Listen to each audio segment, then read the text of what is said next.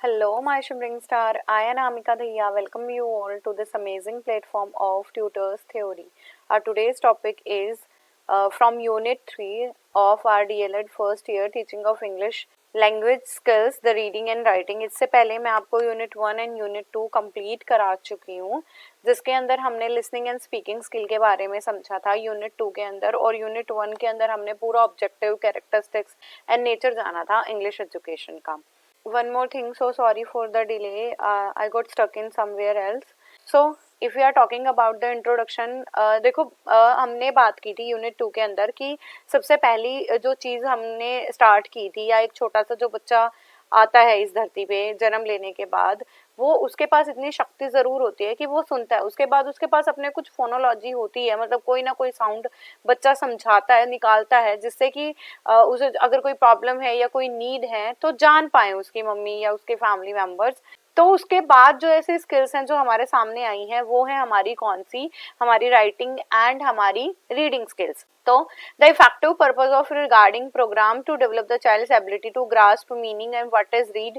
ये किस लिए कराई जा रही है कि बच्चे ने अगर कुछ पढ़ा है, लिटरेसी वो गेन करने जा रहा है स्कूल में, तो उस मीनिंग क्या है, कैसे वो चीज़ों को एनालाइज करेगा, कैसे सीक्वेंस में डालेगा, और कैसे अपने आइडिया को लॉजिकल कंक्लूजन तक पहुंचेगा.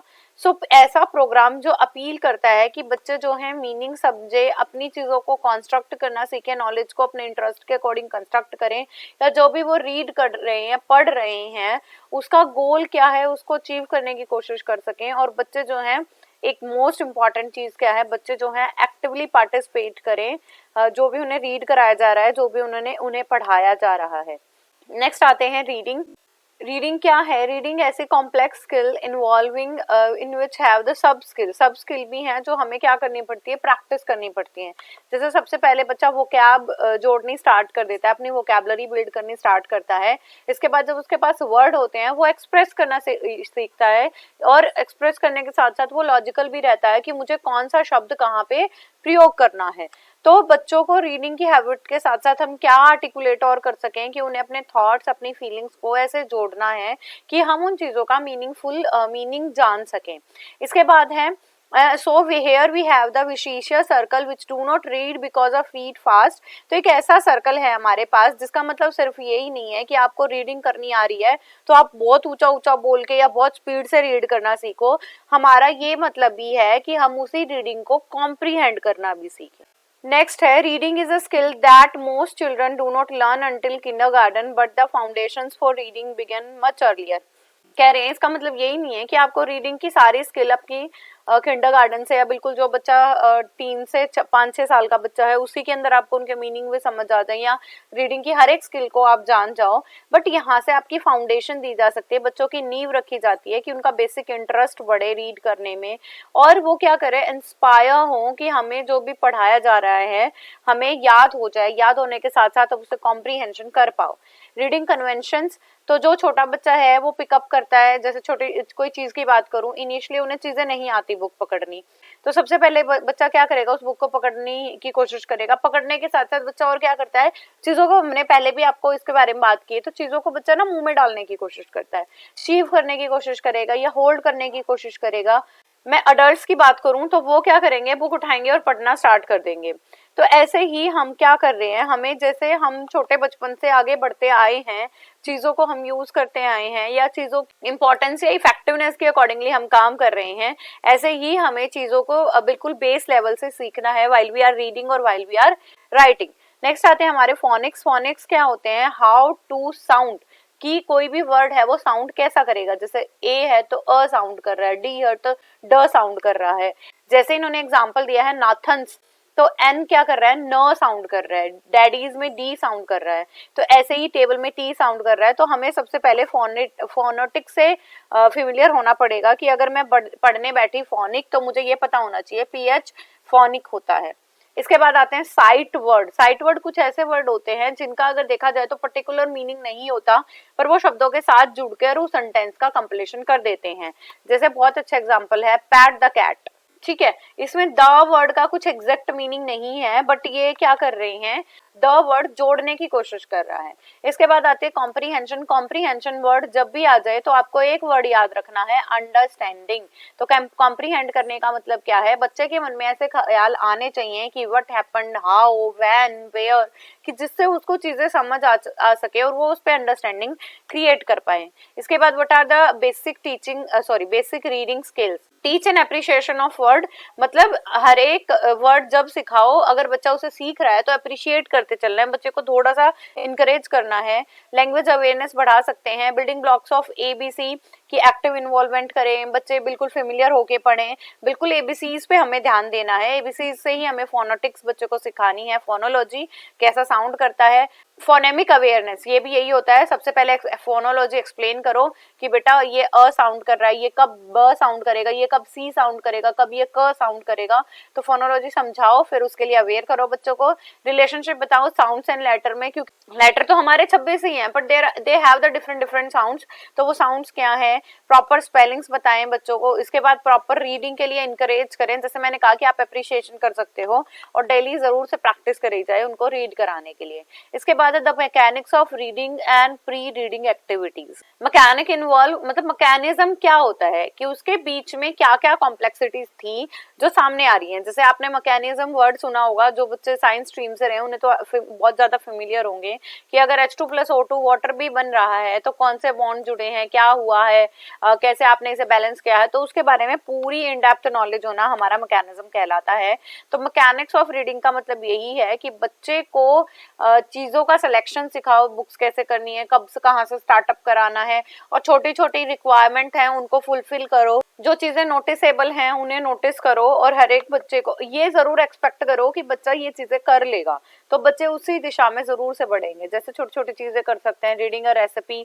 छोटी रेसिपी बहुत छोटी चीज होती है कि सॉल्ट आ गया, पेपर आ गया, चिल्ली आ गई, गार्लिक आ गया। रेसिपी, न्यूज़पेपर, कॉमिक स्ट्रिप्स, ऐसी चीज दिखाओगे तो बच्चा सबसे पहले छोटे छोटे वर्ड्स को रीड करना सीखेगा। आफ्टर दैट वो फ्रेजेस भी रीड करना पाएगा, और उसके बाद वो सेंटेंसेस की तरफ भी बढ़ेगा।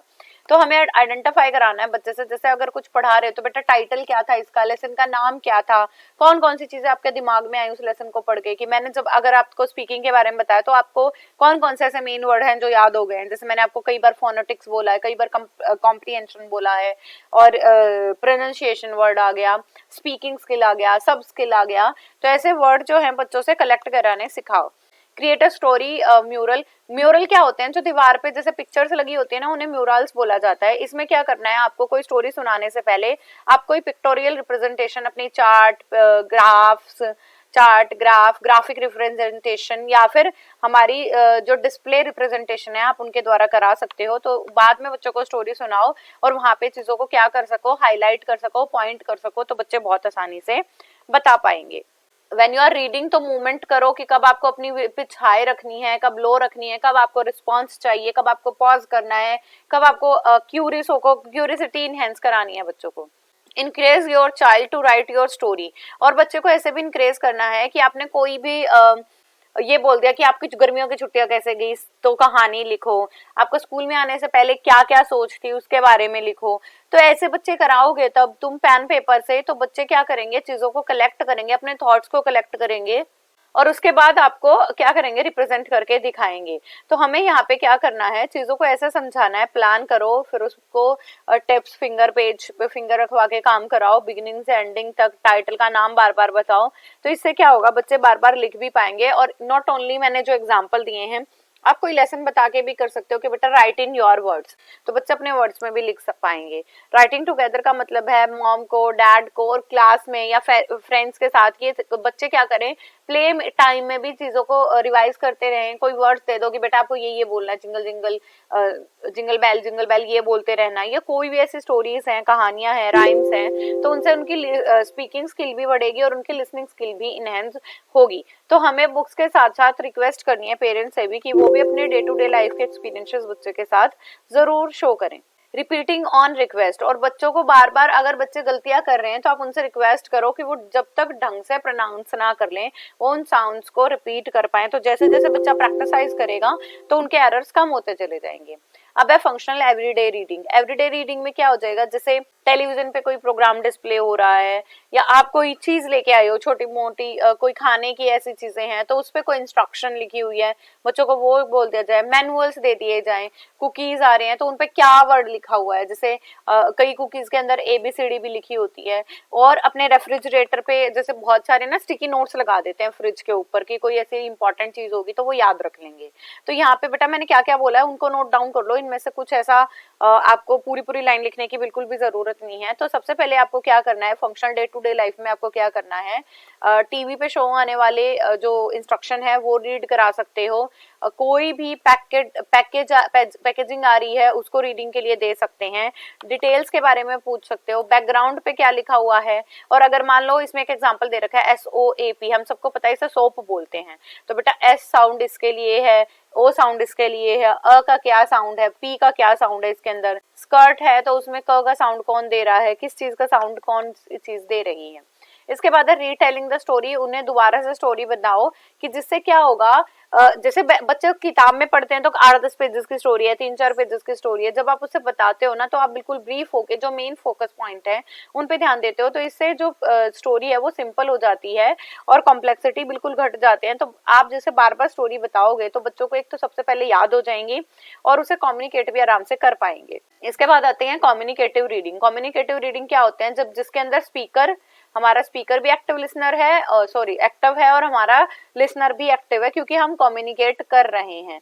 तो इसके कम्युनिकेट में क्या होता है, टीचर अगर कम्युनिकेट कर रहा है, एज अ कम्युनिकेटर बना हुआ है तो बच्चे साथ साथ रिस्पॉन्ड कर रहे हैं, so both are active in. और इसके साथ साथ आपको रियल रीडिंग का सेटअप देना है और कम्युनिकेटिव रीडिंग ज्यादा करानी है। जैसे आपने थोड़ी सी स्टोरी बताई है, जैसे अभी तक मैंने जो भी बताया, मैं आपसे पूछ सकती हूँ कि do you understand the meaning of comprehension, तो बच्चे बता पाएंगे कि हाँ मुझे आया है। आप कमेंट करके जरूर बताना कि कॉम्प्रीहेंशन वर्ड के लिए मैंने एक कीवर्ड आपको क्या बताया हुआ था। देन आप ऐसे स्ट्रेटेजीज भी रख सकते हो अपने पास कि जिससे आप प्री रीडिंग या ड्यूरिंग रीडिंग भी चीजों को क्या कर सकते हो, बता सकते हो। तो आपकी रीडिंग के 3 फेजेस आपको जरूर रखने हैं। प्री रीडिंग जिसके अंदर पूरा आप सेटअप तैयार करोगे रीड करने से पहले, जैसे मैंने वॉल म्यूरल्स की बात की थी। उसके बाद ड्यूरिंग रीडिंग की बात करेंगे एंड आफ्टर दैट हम पोस्ट रीडिंग की बात करेंगे। ड्यूरिंग रीडिंग में क्वेश्चन आंसर सेशन हो सकता है एंड पोस्ट रीडिंग में देखो प्री रीडिंग में आप इंट्रोड्यूस करोगे, ड्यूरिंग रीडिंग में आप क्वेश्चन आंसर सेशन या डिस्कशन साथ साथ रख सकते हैं एंड पोस्ट रीडिंग में आप उनका सार या समराइज करा सकते हैं।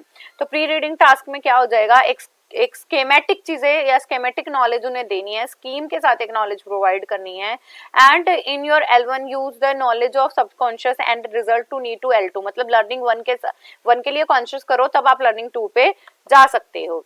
और इसमें क्या करना है, बच्चों को पूरा प्रिपेयर कर लेना है, उन्हें बैकग्राउंड ऑफ द स्टोरी बता देना है, जैसे टाइटल दिखा दिया, विजुअल्स बता दिए, नॉलेज के बारे में कुछ बता दिया, फर्स्ट पैराग्राफ की स्कीमिंग कर दी, बहुत स्किप करके जो रीडिंग होती है, कीवर्ड्स बता दिए, प्रिडिक्शन कर दी कि अगर अच्छा तुम बताओ कि स्टोरी में तुम्हें क्या सोच रहे हो, तुम इस फिगर को देख के क्या, नाम को देख के आपके दिमाग में क्या आ रहा है, एंड मिडल और एंडिंग के बारे में थोड़ा थोड़ा आप इंट्रोड्यूस, मैंने पहले भी बोला आपको इंट्रोड्यूस कर सकते हो।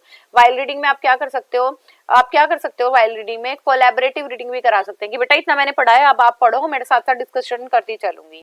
रनिंग एंड रीडिंग में है आपको कॉन्टिन्यूअसली रीड कराते जाना क्विक एंड पॉसिबल वे में। डिवाइड द क्लासरूम, और क्या करा सकते हैं, into a student A and student B pair, 2 pair में आप डिवाइड कर लो और स्टिक कर दो कि कौन सा पार्ट कौन से स्टूडेंट को लर्न करना है, कौन से ग्रुप को लर्न करना है।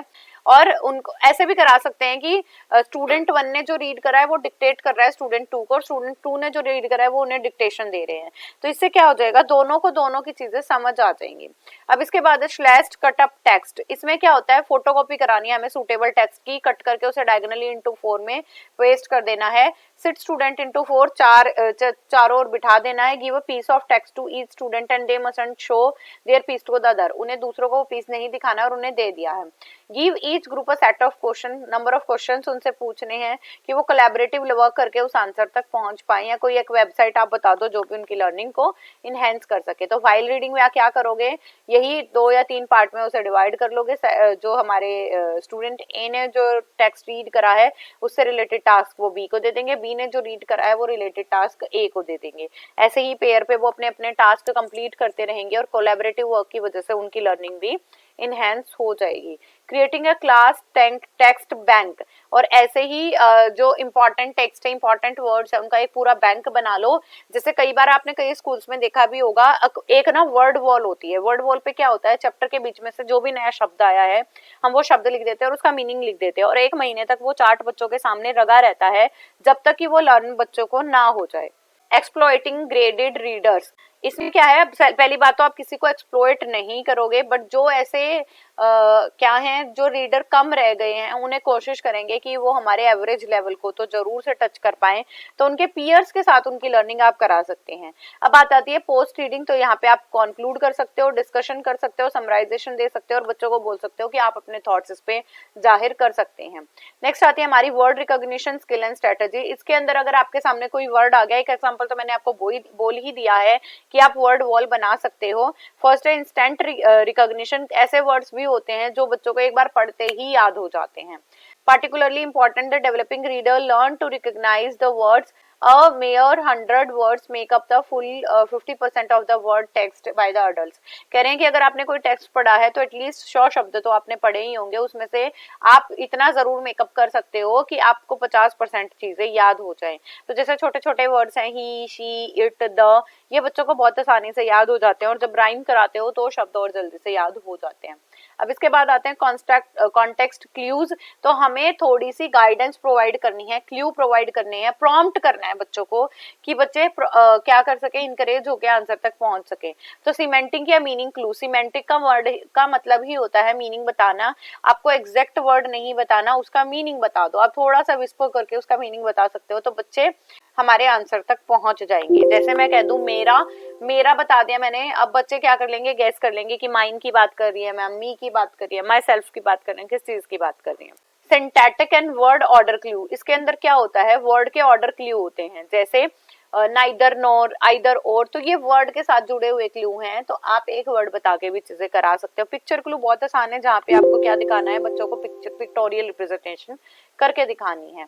ठीक है, इसमें यही दे रखा है कि हमारे क्लूज क्या करते हैं, बच्चे को क्या कर सकते हैं, पॉसिबल आइडेंटिफिकेशन तक ले जाने की कोशिश करेंगे। जैसे हमारे पास क्रॉस चेक होता है, क्रॉस चेक में क्या होता है, ऐसे बॉक्स दिए होते हैं ऊपर से नीचे, और यहाँ पे आपको ना शब्द भरने होते हैं, तो आपको ना क्लू होते हैं, साइड में क्लू प्रोवाइडेड होते हैं जिसके अंदर आपको फिल करना होता है। मान लो मैंने यहाँ से यहाँ दे दिया she has 4 ear sorry she has 4 teeth, she has 2 ears, 1 nose, ऐसे ना, और साइड में ऑप्शंस भी मिल सकते हैं, तो यहाँ पे आप अपने उस वर्ड को भर दोगे। ठीक है, नेक्स्ट आता है word structure clue. Word structure clue में क्या है, यहाँ पे वर्ड की स्ट्रक्चर आपको दे दी जाती है, जैसे कि हमारे कुछ वर्ड बनते हैं किसी की एंडिंग्स के साथ, जैसे एंडिंग ही बन रहा है तो आईएनजी लगा हुआ है, तो हम स्ट्रक्चर की क्लू दे देंगे, जैसे मैंने वर्ड खाली छोड़ दिया और आईएनजी लगा दिया। ठीक है, तो ऐसे स्ट्रक्चर क्लू हम दे सकते हैं जिससे भी एफिशिएंटली बच्चे कर पाएंगे। एनालॉगी क्लू होता है, एनालॉगी क्लू में क्या होता है, जो सिमिलरिटी है वो एक जगह रख दी, डिसिमिलरिटी एक जगह रख दी, तो यहाँ पे भी बच्चे क्या कर पाएंगे, जो फेमिलियर चीजें हैं वो रिकॉग्नाइज कर पाएंगे, अनफेमिलियर चीजों को छोड़ देंगे, तो यहाँ पे हम सब्स्टिट्यूशन का काम कर सकते हैं। तो एनालॉगी एक ऐसी स्ट्रेटेजी है जिसमें सेम या डिफरेंट पे बात की जाती है। The use of context clue in reading, हम इन क्लूज को हम कैसे यूज कर सकते हैं, तो सबसे पहला ये है, आपकी रीडिंग में हेल्प करेगा, जो मैं लिख रही हूँ बेटा ये जरूर से नोट करना, it help in your reading purpose. Reading purpose के साथ आपके जो अनफेमिलियर या अननोन वर्ड्स हैं उनके लिए आपको प्रिपेयर करेगा और मिसअंडरस्टैंडिंग्स को रिमूव करेगा। देन थ्योरेटिकल आपको पूरी परसेप्शन प्रोवाइड होगी। थ्योरेटिकल का मतलब यहाँ पे क्या है, बच्चे को जितनी भी थ्योरी बच्चे ने पढ़ी है उसके बारे में उनकी पूरी नॉलेज हो जाएगी और वो कॉम्प्रीहेंड भी कर पाएंगे। यूजिंग कॉन्टेक्स्ट इन वर्ड आइडेंटिफिकेशन, वर्ड आइडेंटिफिकेशन में क्या है, जैसे आपने देखा होगा कि हम डम शराज वगैरह खेलते हैं तो वहाँ पे वर्ड को आइडेंटिफाई करना होता है, तो आपने कोई फर्स्ट लेटर बता दिया, लास्ट लेटर बता दिया, ये बता दिया कि 7 लेटर है, मीनिंग ये आ जाएगा, तो इस टाइप के क्लू हमारे वर्ड कॉन्टेक्स्ट क्लू होते हैं। ठीक है, इसमें भी यही दे रखा है कि टीचर अपने सर्टेन वेज को यूज करा के बच्चों को मॉनिटर कर सकता है और शब्दों तक पहुंचने में हेल्प करा सकते हैं।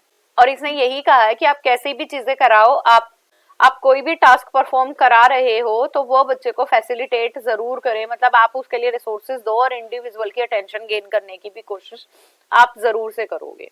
यूजिंग कॉन्टेक्स्ट इन कॉम्प्रीहेंशन, अब अंडरस्टैंडिंग में ये कैसे हेल्प करेगा, सेंटेंस फ्रेम कैसे हुआ है, फ्रेमवर्क या स्ट्रक्चर देख पाएगा, उसकी आइडेंटिफाई कर देगा, क्योंकि हमारे पास पूरा सेंटेंस है तो हम उसका मीनिंग निकाल सकते हैं और मीनिंग के साथ साथ हम क्या कर पाएंगे, हम उसमें पुट कर पाएंगे। तो सबसे पहले मैंने आपको बोला कि सेंटेंस की स्ट्रक्चर आपको पता चल जाएगी, meaning you are aware to know, आप कॉम्प्रीहेंशन अंडरस्टैंडिंग कर पाओगे सेंटेंसेस के लिए। अगर मल्टीपल मीनिंग है तो हम आंसर को चूज कर पाएंगे। इसके बाद टीचर्स क्या कर सकता है, साथ साथ इंकरेज करे और कंपनीड करे, जिससे भी बच्चे क्या कर पाए, उसके मीनिंग तक पहुंच पाए। Implication for children with learning disability in reading, अब ऐसे बच्चे भी हैं हमारे पास जिसको अच्छे से पढ़ना नहीं आता है, तो आप उनके साथ क्या करोगे, सबसे पहला कार्य आपको यही करना है, पहले आप आइडेंटिफिकेशन करा देना। आइडेंटिफिकेशन का मतलब है जिसके अंदर उन्हें शब्दों की, अक्षरों की, अल्फाबेट की पहचान हो जाए। इसके बाद हम फोनोटिक साउंड बताएंगे। फोनोटिक साउंड में क्या है, जैसे ए को कब अ बोला जाएगा, वाई का साउंड क्या होगा, डब्ल्यू का साउंड क्या होगा, जी का साउंड क्या होगा, तो आप फोनिक्स बता सकते हो उनके साथ। फोनिक्स में और क्या कर सकते हैं, जो चीजें हमें एक प्लेस पे रखनी है उनकी इंस्ट्रक्शन अच्छे से दे पाए, और जो भी मटेरियल उनके साथ चल रहा है, जो उनकी स्किल है मेन, उस पे भी आप कार्य कर पाओ। नेक्स्ट आती है हमारी टाइप्स ऑफ रीडिंग। फर्स्ट है हमारी silent reading, sustained silent reading, SSR बोला जाता है। एक्रोनिम जरूर याद रखोगे। इसमें क्या होता है, बच्चे जो हैं पढ़ रहे होते हैं but they are not vocally active, बोल बोल कर नहीं पढ़ रहे होते, तो ये हमारी SSR कहलाएगी। इससे कॉम्प्रिहेंशन बढ़ता है, वोकैबुलरी बढ़ती है, बच्चे अपनी राइटिंग स्किल को इंप्रूव करते हैं। लिखते वक्त बहुत बार बच्चे ऐसे करते हैं कि उन्हें सस्टेन्ड साइलेंट राइडिंग के लिए बोला जाता है। रीडिंग अलाउड, इसके बाद दूसरा आता है हमारे यहाँ पे फोकस शार्पन होता है, वोकैबुलरी बढ़ती है, कॉम्प्रिहेंशन बढ़ता है, अपॉर्चुनिटी बढ़ती है कि सबको मिले कि सब एक्टिवली पार्टिसिपेट कर पाए, बॉडी की एक्सरसाइज हो जाती है, इंटोनेशन जान जाता है कि कब उन्हें हाई पिच रखनी है, कब लो पिच रखनी है, कैसे अपने स्किल्स को इम्प्रूव करना है। Allowed reading and silent reading दोनों आपको समझ आ गए होंगे। कई टाइम पे आपको ऐसी रीडिंग करनी होती है जिसमें आपको बिल्कुल भी कुछ नहीं बोलना है और बस रीड करना है, और कुछ रीडिंग ऐसी होती है जिसके अंदर आपको जोर जोर से चिल्ला के बोलना है। नेक्स्ट आती है हमारी guided reading and shared reading. Guided reading से नाम से ही समझ आ रहा होगा, जो reading which is guided by parents, teacher, और जिसमें आपको गाइड करते रहना है बच्चों को वाइल रीडिंग, और इसके अंदर हमारी एक्यूरेसी भी ज्यादा होती है क्योंकि आप किसी की प्रेजेंस में बैठ के कर रहे हो वो काम, तो आपके मिस्टेक के चांसेस कम हो जाएंगे। और गाइडेड रीडिंग में क्या है, आपकी करंट रीडिंग से जो आपकी नेक्स्ट रीडिंग है या जिस टाइम आप रीडिंग कर रहे हो वो अप्रोप्रिएट हो जाएगी, और ऐसा रीडिंग कराने से बच्चों को सपोर्ट प्रोवाइड हो जाएगा, चैलेंजेस को फेस कर पाएंगे और धीरे धीरे इम्प्रूवमेंट भी बढ़ेगा। बेनिफिट क्या है, आप क्या कराना है, सबसे पहले लेफ्ट टू राइट रीड करना सिखाना है, तो बच्चे आसानी से इस बात से फेमिलियर हो जाएंगे। बच्चों को कॉमन वर्ड से फेमिलियर कराना है, करेक्शन की तरफ लेके जाने का काम कर रहा है, और यहाँ पे लिटरेसी इनहेंस हो रही है। और एक ऐसी टेक्निक है जैसे आप स्टोरी टेलिंग वगैरह कराते हो तो उसको कराने की भी कोई जरूरत नहीं है, जब आप गाइडेड रीडिंग कर रहे हो आप क्लूज या क्यूज बच्चों को दे सकते हैं, और हमारी ग्रामर मिस्टेक जो बच्चे करते हैं उससे भी अवेयर रहेंगे। इसके बाद आती है शेयर्ड रीडिंग। इसके अंदर या तो ग्रुप होता है या we have the alternate one जो आपकी रीडिंग को भी कंटिन्यू करेगा। तो जब हमारे पास चैप्टर ओवर साइज है या बुक ओवर साइज है तो हम क्या कर लेते हैं, स्टूडेंट्स को ज्वाइन करा लेते हैं या स्टूडेंट्स का ग्रुप बना लेते हैं जिसके अंदर बच्चे एक दूसरे के साथ रीडिंग पर्पस को क्या कर रहे हैं, शेयर कर रहे हैं। वाई, क्यों कर रहे हैं, कई बार रीडर स्ट्रगल कर रहे हैं तो उन्हें सपोर्ट मिल जाता है, नॉलेज बढ़ती है, दूसरा कैसे यूज कर रहा है इसका पता चल जाता है, और सपोर्ट मिलने की वजह से एंटायर ग्रुप बहुत अच्छे से उस कार्य को कर पाएगा। कैसे करना है आपको, सबसे पहले आप इंट्रोड्यूस करोगे कि कौन डिस्कस करेगा, किसके साथ डिस्कस करेगा, किस टोन में आपको बात करनी है, आपको कितना पढ़ना है, कहाँ पे आपको शेयरिंग करनी है, कब आपको रीड करना है और कब आपको एक दूसरे की एक्टिविटीज को फॉलो अप कर लेना है। तो 4 मेन टाइप की है, skimming, scanning, intensive and extensive. तो वन बाय वन इन पे बात कर ही लेते हैं कि स्कीमिंग क्या होता है।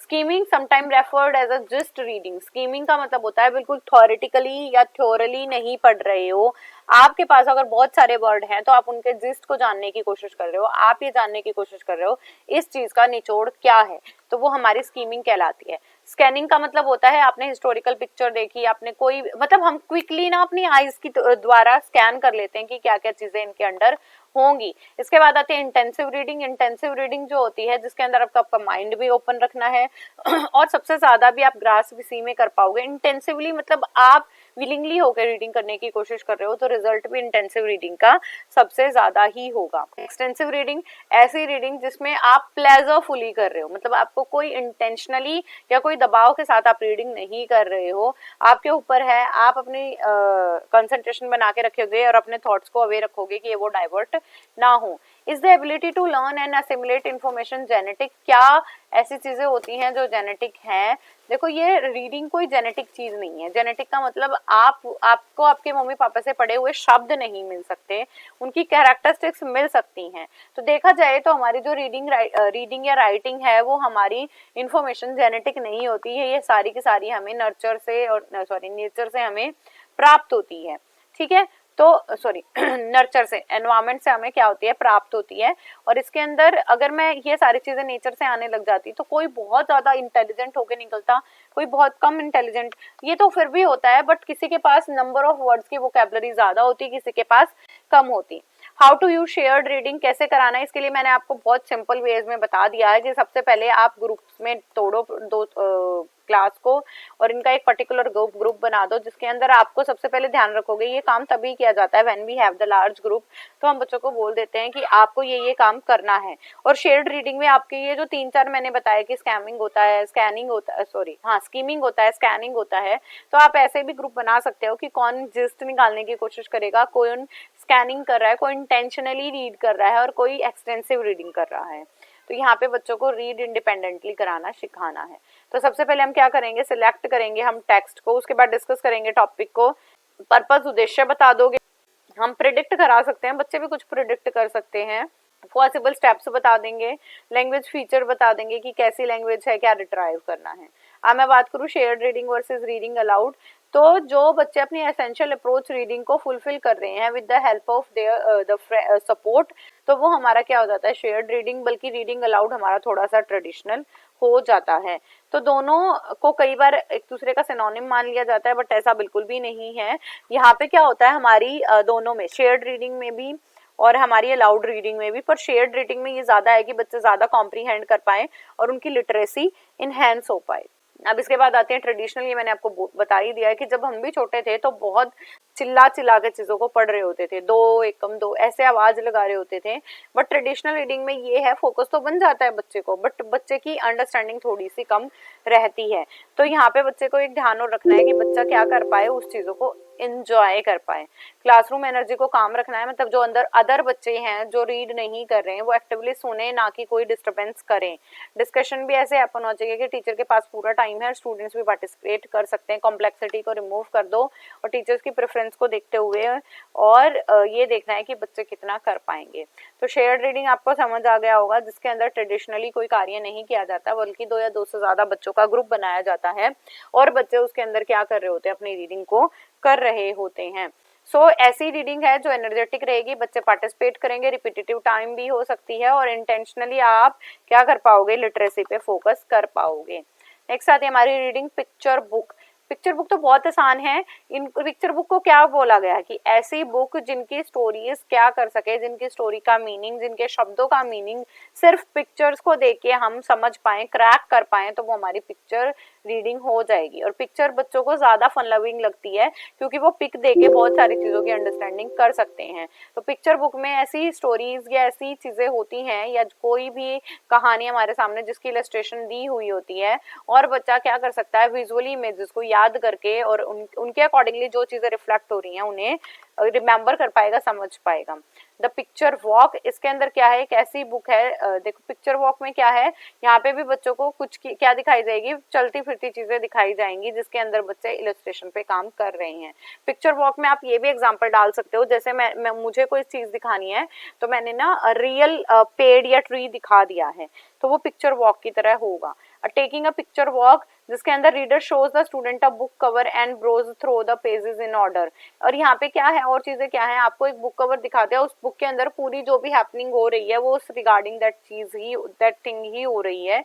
और यहाँ पे क्या क्या चीजों का ध्यान रखा जाएगा कि जैसे हम प्रोजेक्टेड काम कराते हैं वो भी हमारे पिक्चर वॉक के अंदर ही आएगा। और यहाँ पे लाइटिंग का ध्यान रखोगे, कलरिंग का ध्यान रखोगे, पर्सपेक्टिव कैसा है उसका और प्लेस कहाँ किया गया है, तो यहाँ पे आपकी इलस्ट्रेशन कैसी होगी, in a moving way. Picture walking with English language learner, इसमें क्या है, बच्चे जो हैं वैल्यूएबल थॉट्स मिलते हैं, एक्सपीरियंस गेन होता है, बैकग्राउंड पता चल जाता है, डिस्कशन कर सकते हैं।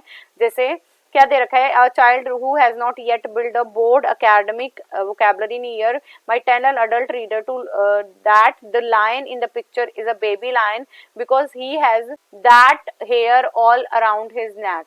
और क्या कह रहे हैं कि उसके देखो boy line, sorry, picture walk में क्या कर रहे हैं, उन्होंने एक लॉयन दिखा दिया और बच्चे को ये भी बोल दिया कि ये ना बॉय लॉयन है, तो पिक्चर वॉक के साथ साथ उनके थॉट्स भी रिफ्लेक्ट हो रहे हैं, तो ये सिग्निफाई कर पाएंगे कि वहां पे उन्होंने पिक्चर ही नहीं देखी, उसको हमें समझने की कोशिश भी की है। तो हमारी फेमिलियर एंड फेमिलियर चीजों पे हम डिस्कशन कर सकते हैं, उनका हर एक एस्पेक्ट जान सकते हो, और यहाँ पे और क्या कर सकते हैं कि हम फेल्स को रिमूव करके बच्चों के विजुअल एक्सपीरियंसेस को इनहेंस करा पाए। इंपॉर्टेंस क्या है पिक्चर बुक की, बहुत अच्छे से समझ आ गया होगा, नॉलेज परमानेंट हो जाती है, चीज़ों को विजुअलाइज कर सकते हैं, इलस्ट्रेट कर सकते हैं, रिसोर्सेज हर एक जगह पे प्रोवाइड हो गए हैं, सिमुलेशन बच्चों का अच्छे से हो रहा है, और जो चीज़ें हैं कॉम्प्लेक्स हैं वो बच्चों के सामने आसान हो गई हैं। बेटर लर्नर बनाएंगे, क्रिटिकल चीज़ें दिखा सकते हैं, सेल्फ कॉन्फिडेंस बूस्ट अप होगा, कॉम्प्लेक्स चीज़ें बिल्कुल आसान हो जाएंगी, बच्चों को हेल्प हो जाएगी वर्ल्ड को समझने की, वोकैबुलरी इनहेंस होगी, रीडिंग राइटिंग स्किल इनहेंस होगी, और ये है बच्चे कंफर्ट लेवल में रहते हुए भी चीजें सीख पा रहे हैं। Our next is writing. Writing is also a form of communication that allows students to put their feelings, idea on paper, organize their knowledge and beliefs and into convincing arguments and to convey meaning through well structured text। बस इतना ध्यान रखना है आपको कि ये भी हमारा कम्युनिकेशन का वे है, बस जिसके अंदर हम अपनी कम्युनिकेशन ऑन पेन पेपर करते हैं। दूसरा ये भी कह सकते हो आप कि ऑन टेक्स्ट करते हैं, आप उसे ही राइटिंग कम्युनिकेशन बोलोगे, ये राइटिंग स्किल बोलोगे। अब ऑब्जेक्टिव क्या है, वैरायटी ऑफ ऑडियंस होती है, variety of purposes are also there, कहीं पे आपको डायरेक्ट आप कांटेक्ट नहीं कर सकते, तो आप अपने टास्क को प्लान कर सकते हो in writing in a particular text. अब है 4 टाइप्स ऑफ राइटिंग, जैसे हमने लिसनिंग के पढ़े थे, सॉरी स्पीकिंग के, जैसे हमने रीडिंग के पढ़े थे, स्कीमिंग, स्कैनिंग, इंटेंसिव और एक्सटेंसिव, ऐसे ही हमारे राइटिंग के भी 4 टाइप हैं कि कैसे यूनिक वॉइस में कर सकते हो, क्या आपकी वॉइस रहेगी, कैसी आपकी फोनेटिक्स रहेंगे, इन चीजों पे ध्यान देके। तो फर्स्ट कैटेगरी है हमारी एक्सपोजिटरी। एक्सपोजिटरी में क्या होता है, यहाँ पे कोई भी ओपिनियन दिए बिना एकदम से आपको टॉपिक दे दिया जाता है और आपको अपने स्टाइल में ही, अपने वर्ड्स में, अपने अकॉर्डिंगली आपको वो टॉपिक पर्सनल ओपिनियन के साथ एक्सप्लेन करना होता है। तो that type of writing is known as expository, in which the writing explain or inform without any giving any opinions or without informing earlier। सो की पॉइंट्स क्या हैं, usually explain something in a process, या किसी facts या figure को या order और या सीक्वेंस को एक्सप्लेन करने के लिए हम एक्सपोजिटरी मेथड का यूज करते हैं। व्हेन यू विड यूज, कब यूज करोगे, टेक्स्ट बुक राइटिंग के लिए, आर्टिकल्स को लिखना है, रेसिपीज के बारे में कुछ लिखना है, नई स्टोरियां बनानी है, बिजनेस, टेक्निकल या साइंटिफिक थिंग को एकदम से आपको एक्सप्लेन करने को बोल दिया जाए तो आप इन पे लिख सकते हो। जैसे एग्जांपल दे रखा है कि स्टारबक में गए हो आप और वहां से स्टारबक वाले आपको कहते हैं कि you have to write down the expository note on how you what kind of our service is, तो आप उसके ऊपर भी वो लिखवा सकते हैं, वो आ जाएगा। नॉन एग्जाम्पल की बात करूं, everyone knows that the best part about their fall in pumpkin flavoured dessert, मतलब यहाँ पे ये है कि कई बार आपको लिखाया नहीं जाता और कई बार आप खुद सोच रहे हो, सिर्फ आपसे एविडेंस या सपोर्ट के लिए भी बनवाया जा सकता है। इसके बाद आते हैं डिस्क्रिप्टिव। नॉन एग्जाम्पल करने की एक्सेस कोई जरूरत नहीं है, पर आपकी बुक में दे रखा है, I just mention here, that's why I just mention here. Descriptive में आ जाएगा जिसके अंदर आपको कम्युनिकेशन बिल्कुल डिटेल में प्रोवाइड करनी है, और यहाँ का मेन पर्पज ही ये है कि आपको चीजें डिस्क्राइब करनी है। आप किसी कैरेक्टर को डिस्क्राइब कर सकते हो किसी इवेंट के लिए, या किसी प्लेस के बारे में गए थे, कोई ट्रिप आपके थी, उसके बारे में आपको पूरी एक्सप्लेनेशन जहाँ दोगे वो आपका डिस्क्रिप्टिव ही कहलाएगा।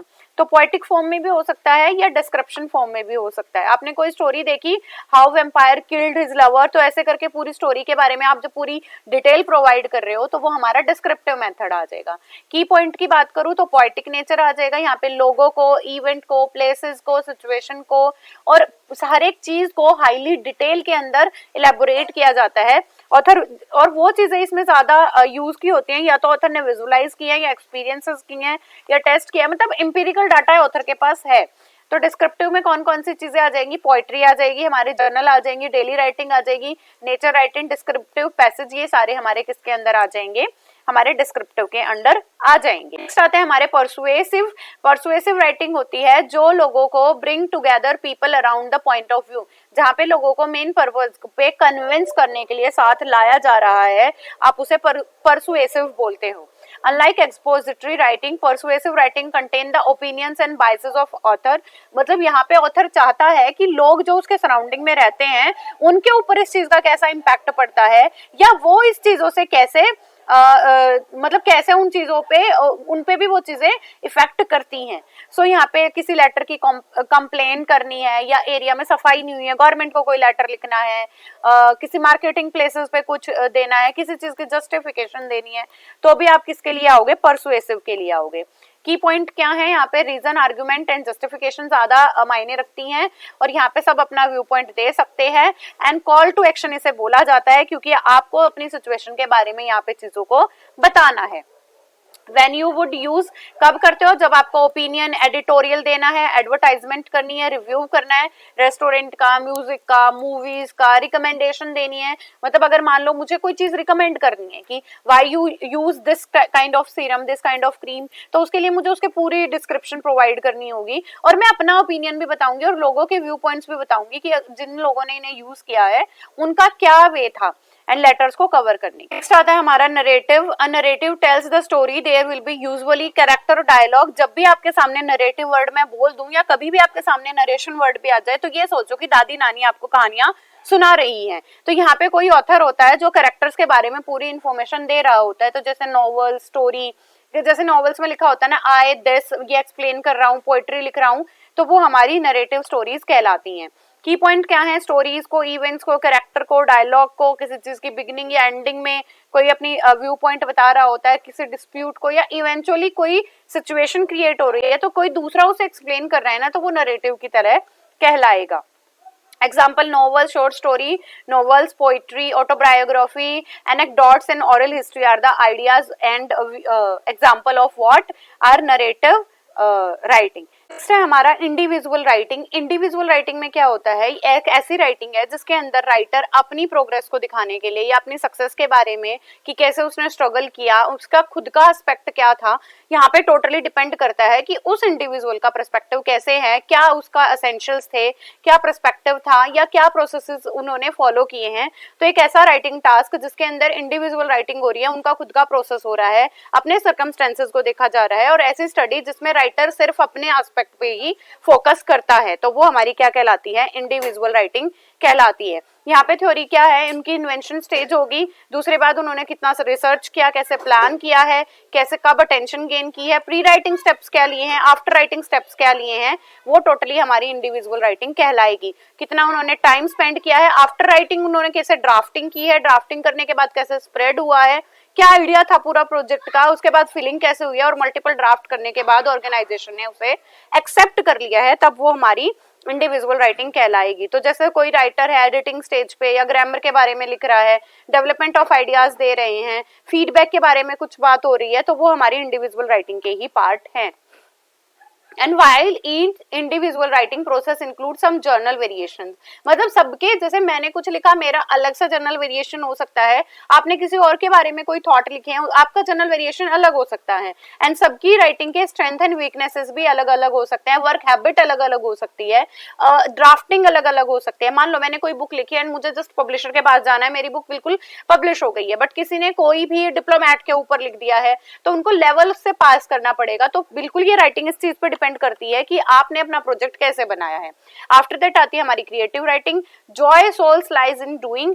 तो क्रिएटिव राइटिंग वो राइटिंग है जो किसी को जॉय दे, इनकरेज करे, पार्टिसिपेटरी नेचर बनाए, और किसी ट्रॉमा से, रिकवरी से हील करने की आपको कोशिश कराए, वो हमारी क्रिएटिव राइटिंग कहलाएगी। क्रिएटिव राइटिंग में हो सकता है हमारा drama, dance, music, visual art, इन सब की डिस्क्रिप्शन देना हमारी क्रिएटिव राइटिंग के अंडर आते हैं। All this activity engage the participants artist in process by holistic health. और कौन कौन इसमें इंगेज हो सकते हैं? Physical, mental, spiritual and social wellbeing ये एक्टिविटी करा सकते हैं। मतलब क्रिएटिव राइटिंग करने के लिए आपको फिजिकली और मेंटली बिल्कुल प्रिपेयर रहना होगा कि अगर आप कोई भी राइटिंग करा रहे हो, वो चाहे बच्चों के चाइल्डहुड के लिए है, यंगर के लिए या अडल्टहुड के लिए है, तो आपको अपने थॉट एसेंशियल्स देखकर ही कराने होंगे। एंड आफ्टर दैट आप आर्टिस्टिक हो सकते हो, क्योंकि हमारी क्रिएटिव राइटिंग का मतलब ये नहीं है कि आपको कुछ भी ऐसा मैटर दिखाया जाए और आपको डॉन्टलेस भी रहना पड़ेगा। डॉन्टलेस होता है आपको निर्भीक भी रहना पड़ेगा। तो क्रिएटिव एक्सप्रेशन क्या होते हैं? जहाँ पे आपका अंडरस्टैंडिंग लेवल हो या आप सेल्फ डिस्कवरी करना चाहते हो, किसी चीज को डिस्क्राइब करना चाहते हैं इन ऑन लैंग्वेज, जैसे आपने सीखा, जैसे आपने समझा, आपकी फीलिंग क्या जुड़ी हुई थी, और उन्हीं को स्टैंडर्डाइज करने के लिए आप क्या कराते हैं? क्रिएटिव राइटिंग कहलाते हैं।